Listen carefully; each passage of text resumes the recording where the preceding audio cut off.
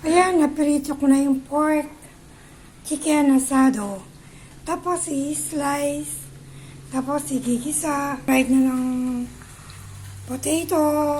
Ayan, bawang, sibuyas, bell pepper red, and liver spread, and tomato sauce. Ayan, nanggigisa na tayo.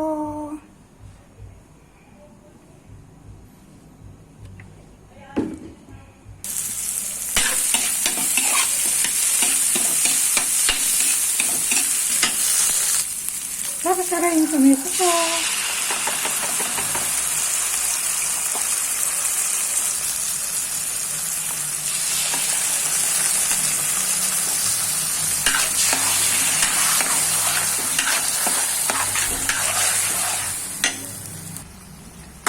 Lagyan uli ng bell pepper.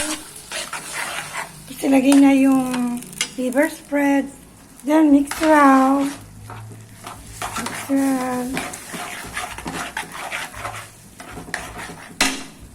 Ayan, linagay na yung sauce, yung sauce kanina na pinakulo sa pork and chicken, yung may calamansi at soy sauce.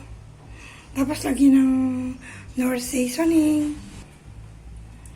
Ayan, lagyan ng nor seasoning. Konti lang kasi kanina linagyan na nung pinakulo, nung pinalambot. Ayan, kulong-kulo na yung chicken pork asado.